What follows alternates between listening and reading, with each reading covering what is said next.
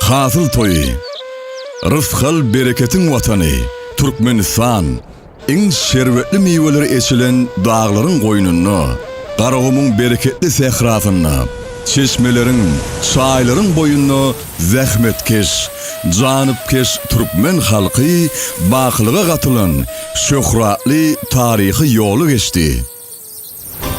Türkmen toprağı en kadimi şehir medeniyetinin, ekerançılığın, ak buğdayın mekanıdır. Bu toprağın yayılıp yatan alan sehraları sol bir vaqtda çarvadarçılığın en naybaşı däplerini boynuna saklaya.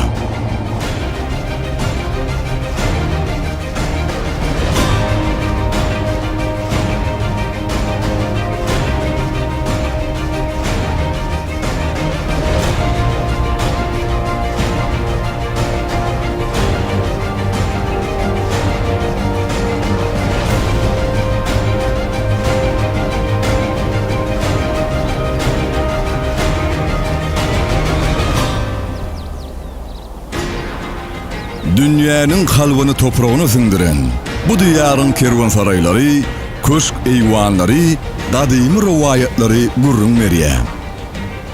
Şıngırdısı misli ovad şaysepi, tamdırasının ovadı dünlü Türkmen sehrasının sava yerleri, bekişli bedevi, elem tizliği, arşı halısı, tutuş dünyanın barlığın şekli, bu Türkmenin dörödün kudreti adamzada baktı buşlaya, keremli süygüyünü eçiliye. Işkınam hem, bağıt bereketi, elem jahanı günnir güneş kimin çoğuya, geceleri ay kimin bedeye. Sonun için bu yol üzülmez, ümmülmez devamlıdır.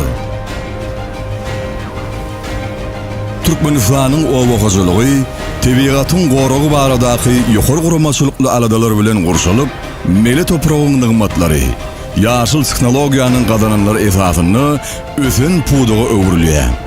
Amala aşyrylýan özgörtmelerin netijesinde Türkmenistan'ın ovakacılık ölümçülüğü barha bekvitli işigürlüge öwrülýär.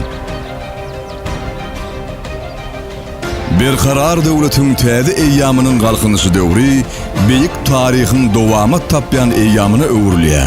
Gahrman alim arkadağımızın, arkadağlı gahrman ferdarımızın parasatlı sözgütleri bilen garaşdyry. Baky bitirip Türkmenistan'ı dany akıllar magtumulu pragynyň berkarar döwlet agzy bir millet hakyndaky ýürek arzulary hasyl boldy.